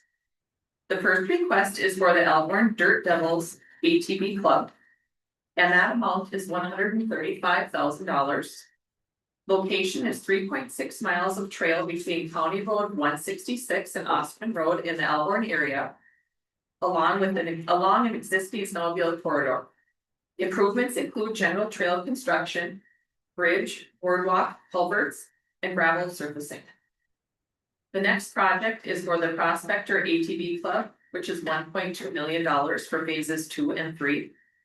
Location number 1 is 9 miles of trail between Pila Road and Pfeiffer Lake, connecting the area north of State Highway 169 and the west side of Lake Vermilion with a potential connection to the livestock and tower. Location 2 is 1.1 miles of trail and a bridge over the Pike River along State Highway 169, the 169 right of way. Location 3 is 2 miles of trail and a bridge over the Ranger River, connecting existing trails in Lake County to St. Louis County by way of the Echo Trail to the Cloquet line. Location 4 is planning and environmental assessment worksheet for multiple proposed trail segments, connecting the new Lake Vermilion Sedan Underground Mine State Park and campground to surrounding communities. The next club is the Quad Cities ATV Club, which is $100,000. Locations are North Spur, Pfeiffer, Big Aspen, and in Virginia. Improvements include general trail construction and trailhead. Ranger ATV Club is $500,000. Location 3.6 miles of trail on the 7 Beavers Trail in the East Range area, along an existing snowmobile corridor. Improvements are general trail construction, wetlands crossing, culverts, and gravel surfacing. The final club is the Voyager Country ATV Club for $225,000. Location is 1.2 miles of trail along County Road 3, east toward the Coachishing County line. Improvements are general trail construction, culverts, gravel surfacing, and gates.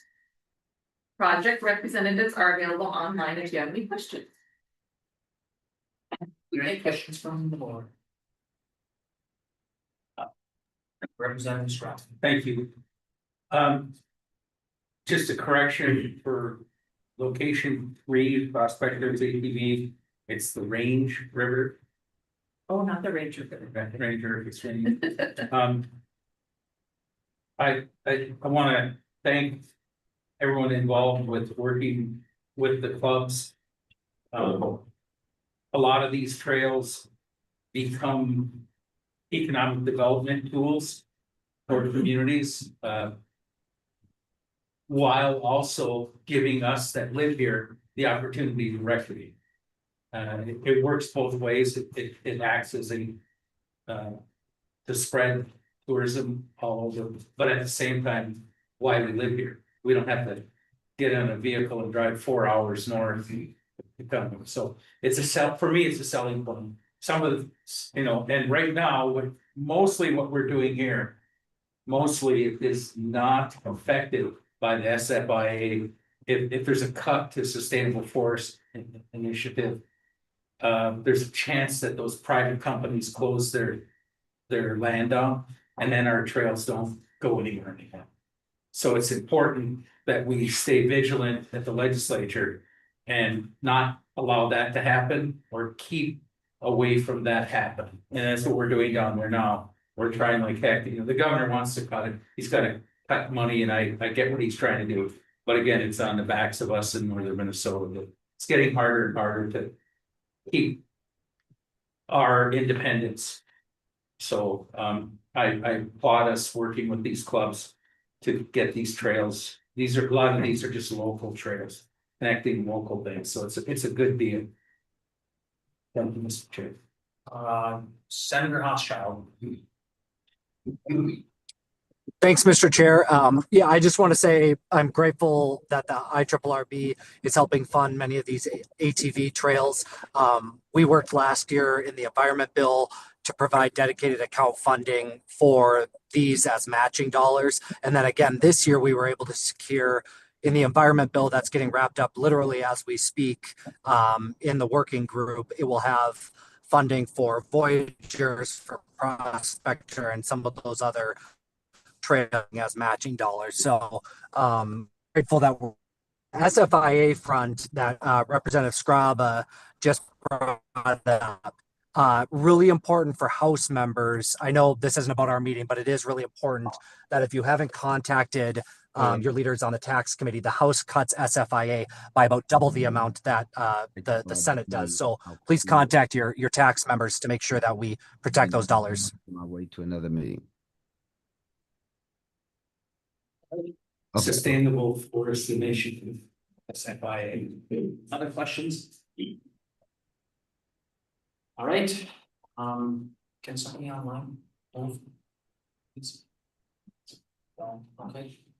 So Representative Scraba moves 25-027.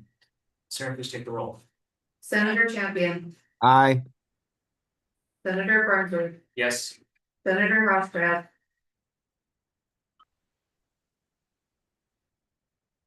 Senator Rothschild,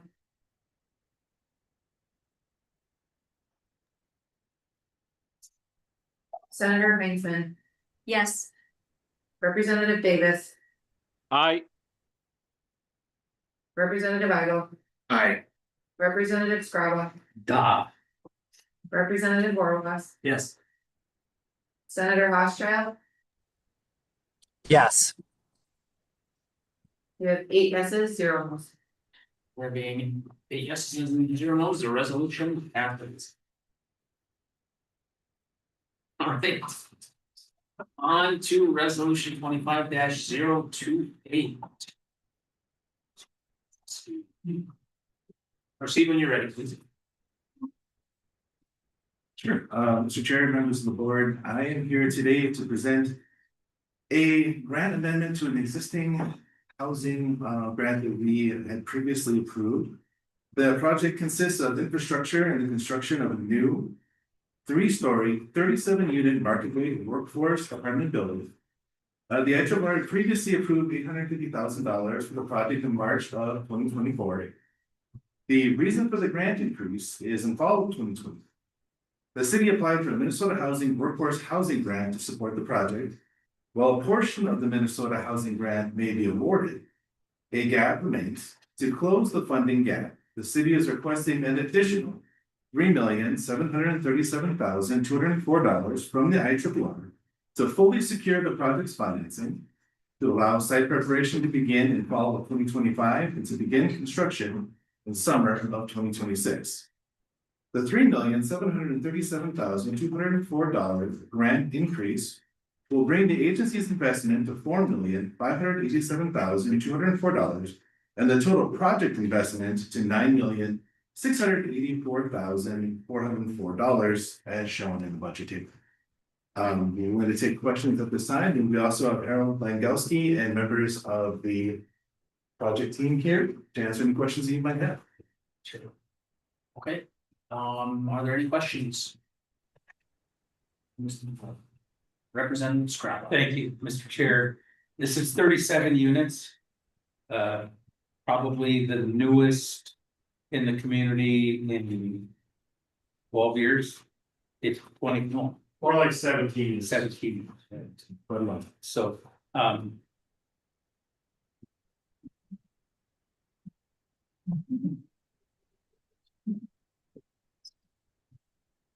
and will these units be open to the public, or will they, what type of units are these? And Representative, before you answer, we need you to say your name. Harold Langowski, clerk treasurer, city of Mineland. These units will be market rate, so they will be eligible for anyone paying market rate for the housing. We have seen a significant need for housing in Ely. We've completed multiple market studies. Maxfield Research has done updates to our studies. Specifically, we did one for workforce housing a couple of years ago, and it brought to light the need for hundreds of housing units in Ely, not just 37. So this would be one step towards meeting some of that housing need, especially market rate for workforce, because our employers are having an issue recruiting employees, especially when you don't have available housing or updated housing. And thank you, Chair. And this is something that we discussed in our housing committee at the legislature. The more you can get folks out of their homes that are now, let's say there's aging people or people that want to quote upgrade, like they don't want to maintain their properties anymore. They want to go somewhere where the maintenance is done by someone else, not themselves. Then that opens up homes in the community. Is there any plans to help new homeowners? Because what our median age is 38 for married. That's right. For every Minnesota, the average age of buying a person is 38 years old. 38 years old. So if we could open some of these homes up and get them in a price range instead of 700,000, 500,000, 100 to 200,000. We can get these younger people owning their own home and working their way up. So to me, this helps open some of those homes. I don't know if it's your study has shown that, but. Representative Scrubba, we within our housing study, it bared to light the need for residential lots for new construction, for upgrading of existing housing stock. We do have Kristen Zobitz, the executive director of the HRA, here as well. The Ely HRA has market rate housing as well as subsidized housing. So we're trying to fill the gap. Our last big project I mentioned 17 plus years ago were townhouses. As great as it would be to build a bunch more townhouses, they are far too expensive to build. So that's when we put this project together for apartment building. All right, thank you, Chair. Representative Iro. Thank you, Mr. Chair. And Representative Scrabble, who's paying attention in the housing committee this year. So as chair of housing, I just want to talk a little bit about this. And one, I want to ask questions about where are you guys at with Minnesota Housing Finance Agency with those grant dollars, and what actual grant is it? Sure, Representative Lego. We did apply for the workforce housing grant in the last round. Unfortunately, our application was not scored. Upon review, it was due to a market analysis not occurring on the property the city of Ely was donating to the project. So upon further review by the administrator of the program, she has contacted us within the last month and has told us that there will be 1.5 million available for this project. So we weren't successful during that round of applications, and as you're all aware, there was a lot of money put into that pot. So we thought that was our one and only opportunity to go after workforce housing. Unfortunately, we weren't successful, but as second chances go, there'll be 1.5 million coming through that program for this project.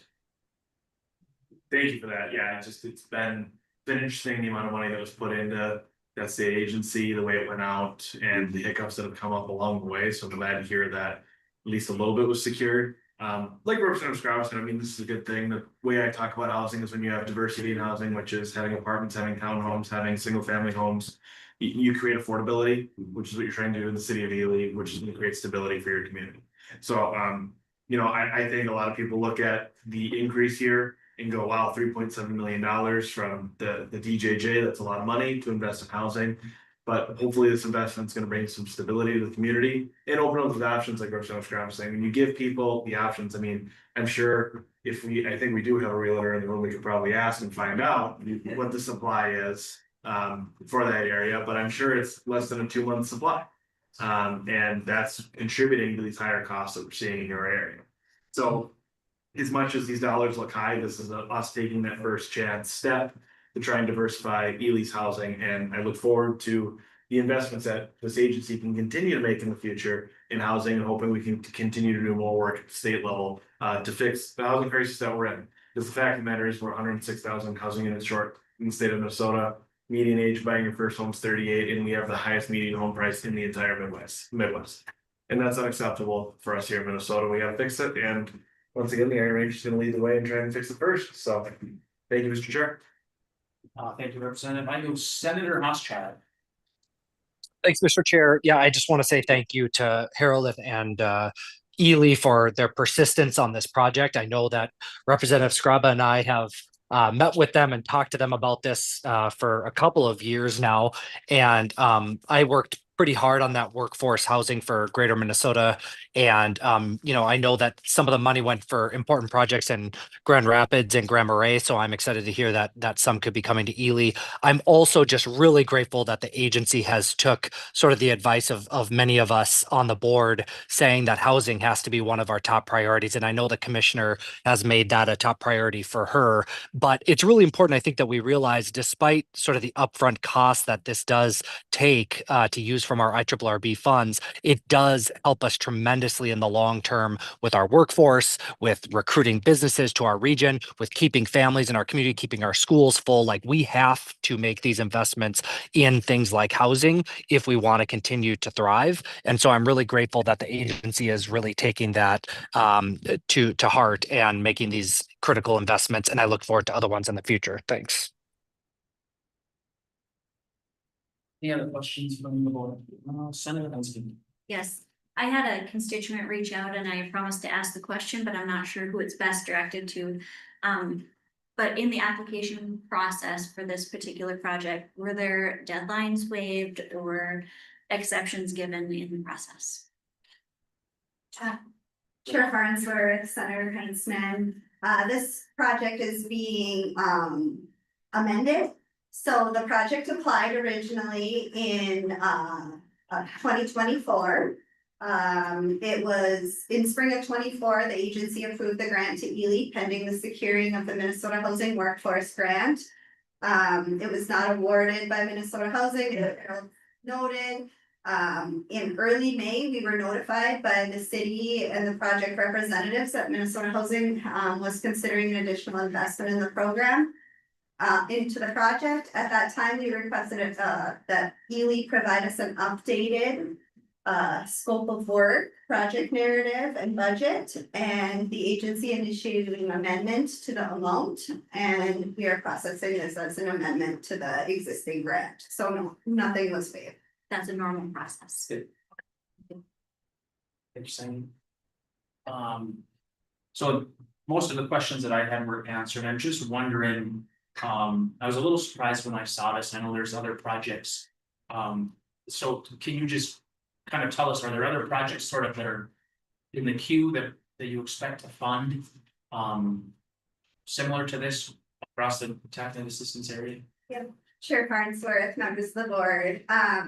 The agency, as you'll see in the next agenda item, is recommending a $6 million budget for housing this next year. We will open up for applications on July 1. We are in conversations with projects at varying stages of development, from the Cuyuna Range to Cook County and everywhere in between. And we will continue to have those conversations. We have realized this is year 2. It was a pilot program, and maybe not quite a pilot program in year 2, but we've learned a lot, and we know the investment in these projects is going to take a lot of dollars. So as significant projects apply that need more funding, this could happen again in the future, where we request a budget amendment for additional funding to support a priority housing project in the community. Thank you. There are no other questions. Representative Scraba. Oh, Senator Housechat. I'm sorry, my hand keeps not getting pulled down, so I don't have anything further. All right, Representative Scraba moves resolution 25-028. Sarah, please take the roll. Senator Champion. Aye. Senator Farnsworth. Yes. Senator Hofstad. Yes. Senator Heinzen. Yes. Representative Davis. Aye. Representative Idle. Aye. Representative Scraba. Aye. Representative Warwas. Aye. That's 8 yeses, 0 no. There being a yes and 0 no's, the resolution passes. Thank you. Now on to resolution 25-029, Mr. Snow will be presenting. Whenever you're ready.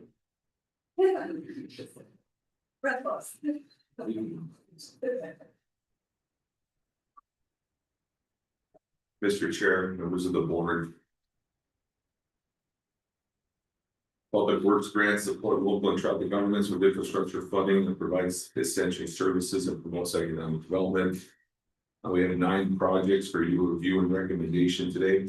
The agency investment, $1,907,290. Total project investment, $16,806,312. First project, City of Babbitt, grant amount request $60,000. Project consists of water and sewer line extensions to serve an existing business, the Highland. The city is currently annexing land beyond its city limits.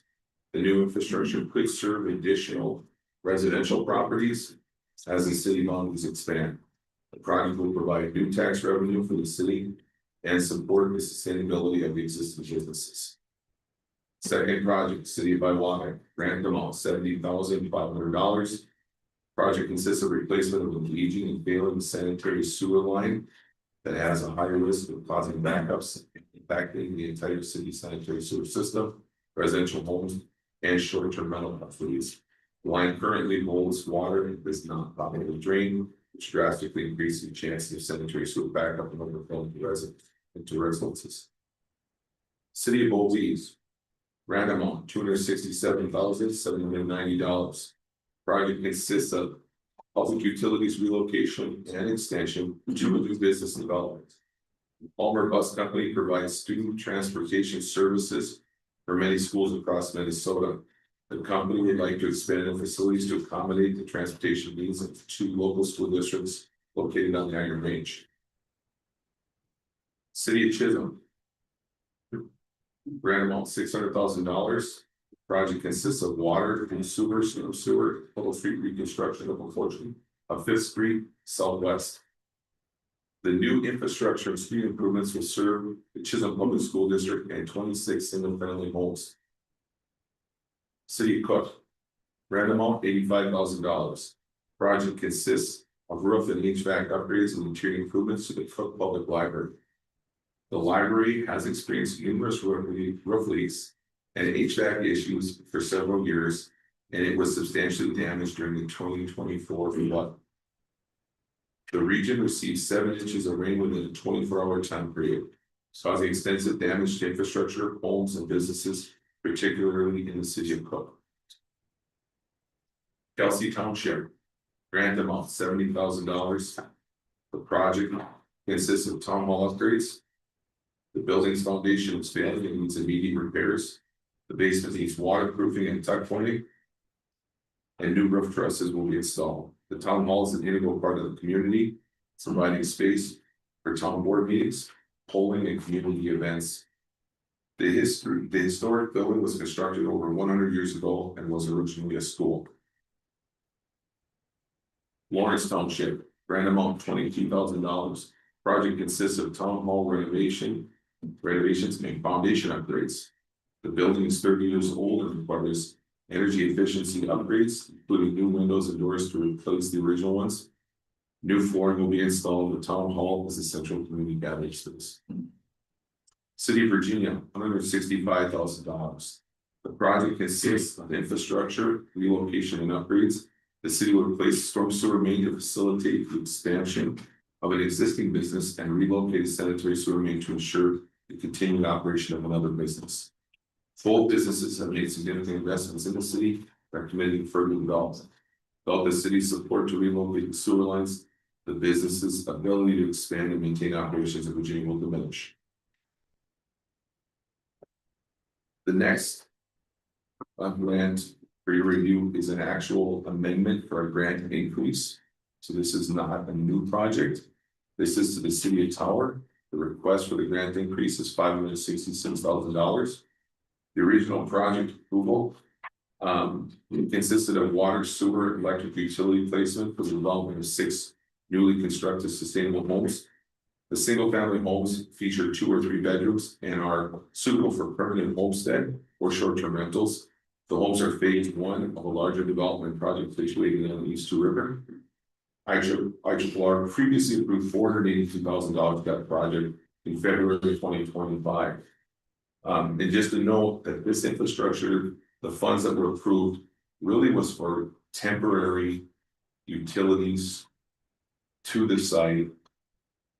A more permanent solution had to come later for the expanded development beyond the 6 homes. This was to get those homes are already under construction. It's to get some type of utilities holding tanks in place so we could actually sell these properties. And I don't believe in the budget at the time we had what we needed or work done to get that permanent utility solution. So we opted to, fund this at the $482,000 level. Now there's been some changes in the project, the scope of the project since. So the reason for the grant request, utility placement initially was temporary, as I alluded to. The grant increase will enable public infrastructure to become permanent and tie into the city system. The increase also supports new development for the harbor in Tower as we enter Tower, which includes 14 townhomes, 14 condo-style apartments, 12 condo-style apartments, and 7,500 square feet of commercial space. The $566,000 grant increase will bring the agency investment to $1,048,000, and the total project investment to $12,780,393 as shown in the budget table.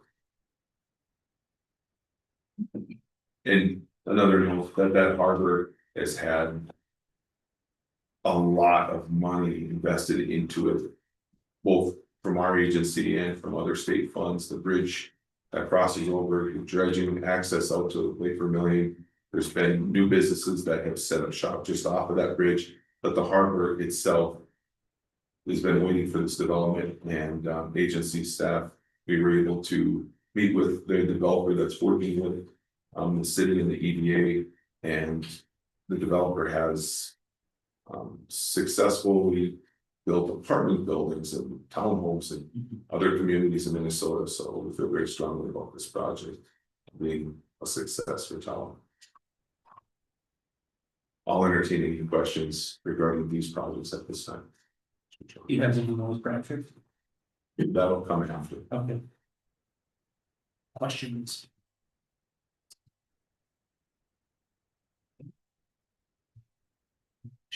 All right. Representative Igo moves resolution 25-029. So moved. Sarah, please take the roll. Senator Champion. Aye. Senator Farnsworth. Yes. Senator Hofstad. Yes. Senator Hageman. Yes. Representative Davis.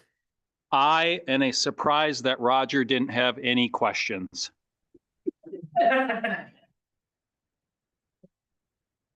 Representative Igo. Yes. Representative Scrub. 2. Representative Warren. Aye. 8 yeses, 0 noes. There being 8 yeses, 0 noes, the resolution passes. On to resolution number 25-030, Mr. Chisholm, again. Mr. Chair, members of the board, your review and recommendation for this project is specific to just an amendment. The amendment does not change the dollar amount that was provided from the agency of $250,000 as part of the amendment. It's really just the ability to use the remaining funds in that grant on a larger component of the project. The original project approval consisted of reconstruction of Bayside Drive from Hamburg Road to the existing Minnesota Department of Natural Resources boat access point on Crane Lake. The town of Crane Lake designated Bayside Drive as an official township road, and the reconstruction is to county and township standards. The improvements allow greater public access to Minnesota gain on access serving Crane Lake, Borders National Park, Political Provincial Park, and boundary water to New Area Wilderness. The safety considerations are critical with the planned increase in usage of the Minnesota DNR boat access as a result of a new campground development and Voyagers National Park visitor center development adjacent to the boat access. Crane Lake constructed a new visitor center along the shoreline of Crane Lake Township. The visitor center project is fully funded at $2.7 million, achieved by Legislative Citizen Commission on Minnesota Resources or LCCMR funds awarded to the township.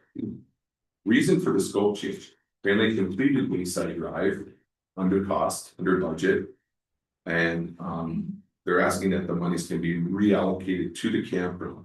The campground development needs that additional funding to complete public shower and bathroom facilities that they don't have full funding for.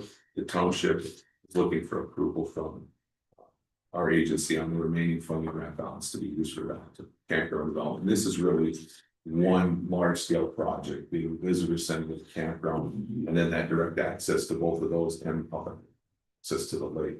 So, and that's based on that. So. Any questions? Questions from the board? None? Do one. Representative Scrabble. June 6th, if everyone wants to come and see the grand opening for the facility. This part of this project that we're looking for at Crane Lake. Gary, is there a time? It starts at 10 and the curtain cut is at 1. And the 1. Anyone's interested. Thank you, Representative Scrabble. If you want to celebrate the 81st anniversary of D-Day. Sure. Which is June 6th. History Joe. All right, Representative Scrabble moves. Resolution 25-031. 030. Well, 330. Sorry, 030. Please take the roll. Senator Champion. Senator Farnsworth. Yes. Senator Hofstad. Senator Hofstad. Senator Hageman. Yes. Yes. Representative Davis.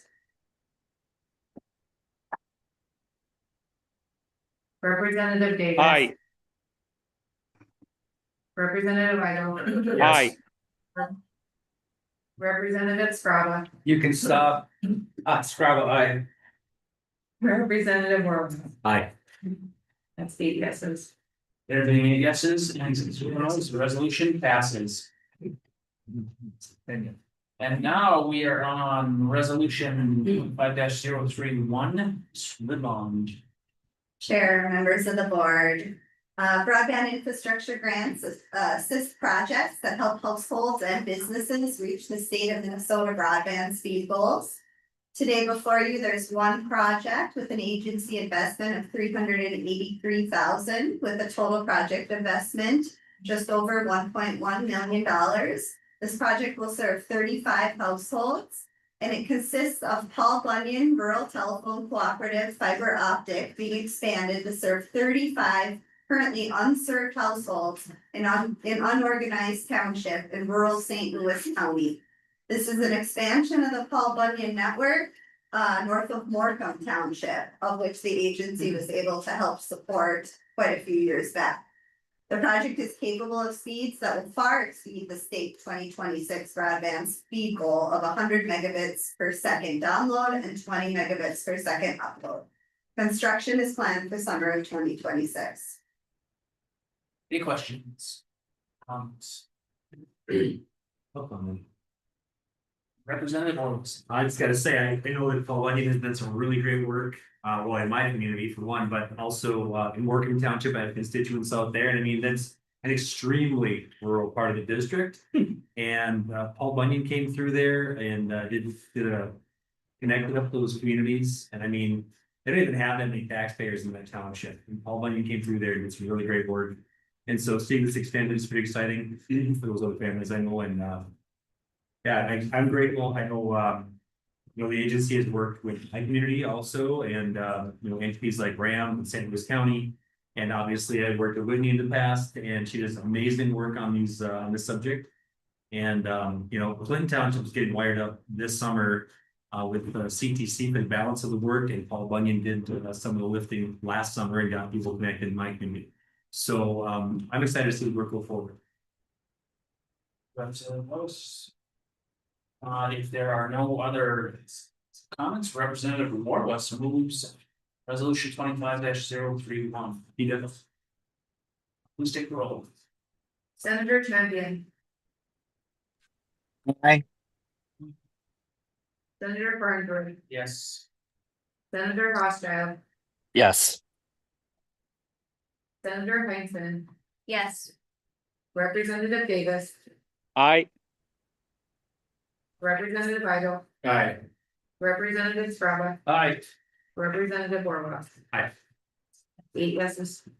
Remaining yeses, 0 no's, the resolution passes. Item number 12, resolution 25-032, the 2026 budget. Mr. Callio, begin when you're ready. Mr. Chair, members of the board, big values and Mr. Common Director. Here to present the FY 26 agency budget. I'm gonna kind of do it at a high level. If you have questions or want more detail, please just ask. Detail isn't all your budget packages, it's also available on the online so the existing parties. FY 26 budget, so it was $68,176,376,371. It's FY a little bit higher than the FY 25 regional budget of 62 million, but it's lower than the FY 25 ended budget of now 71.2 million. The carry forward after the budget, we have about 15 to 22 million, which is about what we need to get through the year. Projects and programs makes up $38 million of the budget. The project budget is $9 million for developmental projects. That's basically loans. There's $9 million for public works, which is a $3 million increase from last year's original budget, but it's about in line with this year's amended budget. And there's $1 million for broadband project budgets. For the program budgets, that's $19.1 million. Of that, community development is $12.2 million. Workforce development is $700,000. Mineland Reclamation was $1.1 million. Culture and tourism is $3.5 million, which includes the Discovery Center. Commissioner program is $500,000. Grant writing is $30,000. And the regional trails is $1 million. Giants Ridge operational budget is $13.8 million. The projects and programs is $5.4 million. And then the rest of the budget is our operations and development fixed cost, which is $10.5 million. That's your payroll, your purchase services, repairs and maintenance, your indirect costs, and all the other costs that it takes to perform the budget. Are there any questions on the budget, or if you want more detail in part of the budget? Are there any questions? I'll ask this. We plan to think. Representative Ida. Thank you, Mr. Chair. Just want to say once again, the agency's put together a very well rounded budget, focusing on the things that we are facing here. On the range and learning from the years past. So upon review of the budget leading up to this meeting, there was nothing that really drew any concerns from me. Just once again, look forward to seeing this budget go into place and continue to do the good for the Iron Range in northern Minnesota that this agency can do. So thank you for the presentation. Thank you for putting together a good budget. Questions? If not, I'm just wondering, looking at the Giants Ridge, is the money that was taken to minerals article included in this budget, or is that separate? Mr. Chair, that is separate. It was available in our account. It's just sitting there until the project starts, it's just sitting there. Well, if there are no other questions, Representative Straba, thank you. What happened to the 20,000 on the regional grant?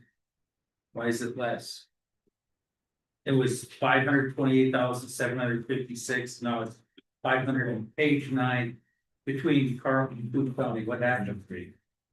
Mr. Chair, Representative Straba, that's just a formula based on production taxes. We have zero control over. Well, it's just a pass through. I thought it was a fixed amount every year. No, based on production as far as. Okay. All right, thank you. Right. There going to be no further questions. Senator Huntsman moves resolution 25-32. Please take the roll. Senator Johnson, Aye. Senator Farnsworth, Yes. Senator Rothschild, Yes. Senator Hickman, Yes. Representative Davis, Aye. Representative Igo, Aye. Representative Straba, Aye. Representative Ormus. Aye. 8 yeses. There being 8 yeses and 0 noes, the resolution passes. So now we're on to item number 13. Are there any other comments from the board before we adjourn? All right. Well, I just want to say thank you to everybody for your patience with me on my first meeting here, and I apologize to Representative Iden for not being vigorous enough with the apple. Take that. And I also want to say welcome to Senator Heinzman to the board. It's good to have you here. And if there are no other issues, questions, meeting adjourned.